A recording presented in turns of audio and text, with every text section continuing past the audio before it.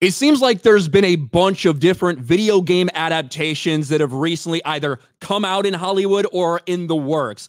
Some of them done better than others, obviously, but one that a lot of people are somewhat excited for and also really fucking worried about is Fallout, the Fallout show on Prime Video.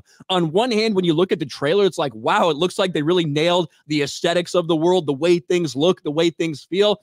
However, when it comes to the characters themselves, people are really questioning whether they're actually going to be able to nail Fallout or whether, just like we've seen from so many other different adaptations, it completely departs from the source material and they push their own agenda. Is it really going to be made for fans of Fallout or is it going to be something else?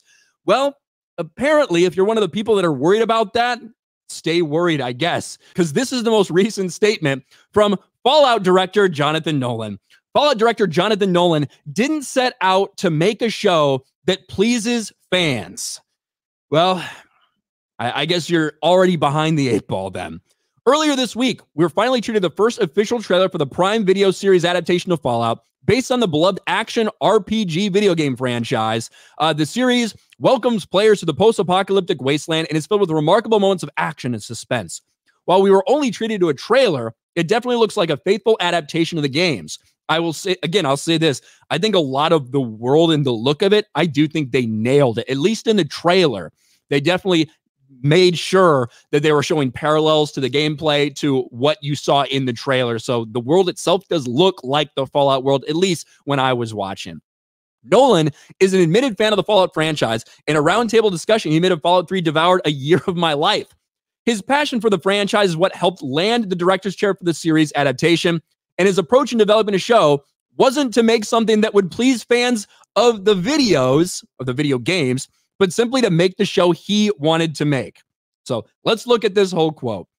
I don't think you can really set out to please the fans of anything or please anyone other than yourself. I think you have to come into this trying to make the show that you want to make it and trusting that as fans of the games, we'd find the pieces that were essential to us about the games and try to do the best version of those we can.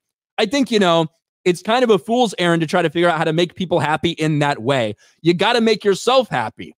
And I've made myself very happy with the show.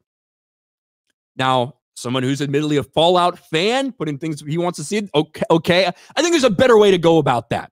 I think you absolutely should be going out to please fans. Of course, you're not going to please everybody. Nothing you ever make is going to be universally praised, universally accepted, not going to have any critiques from any fans. Nothing you make can do that.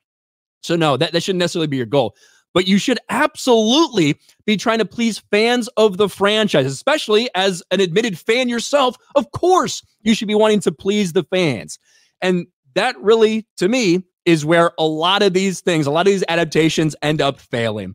Because they don't want to do what the fans want to see. They want to do what they think the story should be. We see that so often in the entertainment industry. That's how these adaptations get made. I don't know what to make of the Fallout trailer. I'm not a massive fan of the games or anything like that. I'm not super attached to it, super dedicated to it. I like them. I played almost all of them. And the trailer was very meh to me. I wasn't invested in the characters that they showed me. But if you have reservations, hearing from the director and executive producer, Jonathan Nolan, that he didn't set out to make this for the fans probably doesn't help ease your suspicions.